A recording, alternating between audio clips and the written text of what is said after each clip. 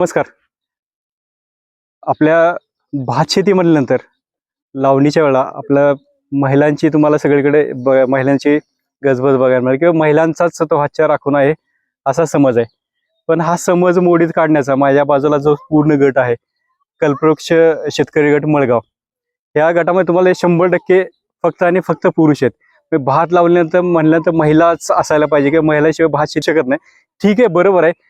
पण महिला नसताना सुद्धा भात शेती होऊ शकते. 100% भात शेती आम्ही करू शकतो. कारण बऱ्याच ठिकाणी आरोप करतात की पुरुष काय करतात, सगळं काम महिलाच करतात. तर आमचा हा गट आहे आणि ह्या पाणी फाउंडेशनला पण हा गट उतरलेला आहे. 100% पुरुषच आहेत. आणि आम्ही पाठीमागे स्त्री पद्धतीने भात लागवड सुद्धा केली. इथं रोपवाटिका आहे आणि रोपं काढणारे सुद्धा पुरुषच आहेत आणि ऑफकोर्स ट्रॅक्टर चालवणे सुद्धा पुरुषच आहेत. नमस्कार. सगळ्यात पहिल्या आधी सगळ्यांचं स्वागत करतो मी कल्पवृक्ष शेतकरी गटाचा अध्यक्ष म्हणून. आज आम्ही इथे सगळ्यांनी मिळून श्री पद्धतीमध्ये लावणी केलेली आहे.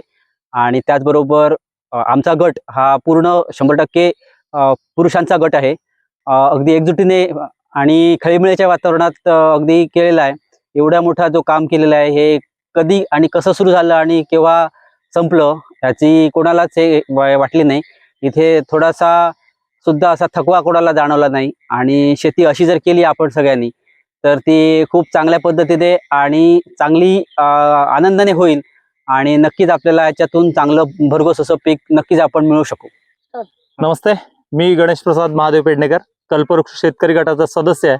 याचा मला अभिमान आहे, कारण आमच्या गटात सगळेच पुरुष आहेत. आणि आपण शेतीकडे पाठ फिरवतोय ती कुठेतरी आपण परत शेतीकडे वळलं पाहिजे हे दाखवून देण्यासाठी आम्ही हे सगळं, म्हणजे सगळ्यांनी तरुणांनी शेतीकडे वळावं ही एक मोठी आमची आशा आकांक्षा आहे.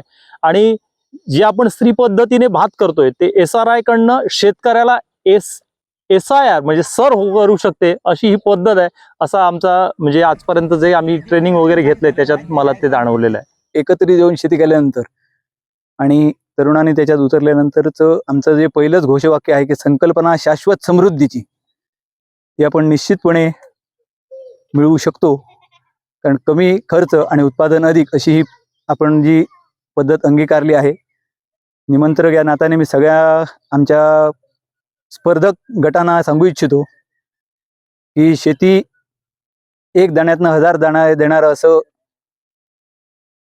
व्यवसाय आहे.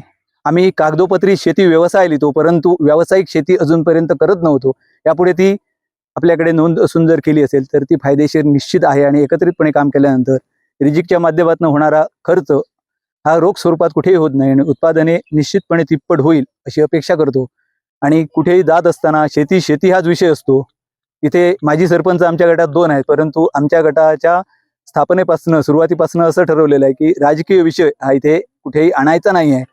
आणि तो बाहेर राहिल्यामुळेच आम्हाला हे शक्य झालं. एकत्रित काम करत असताना आनंद मिळवणं आणि तो आम्ही निश्चितपणे अनुभवतो आहे. त्याचा विचार सर्वांनीच करावा पुरुषांनी.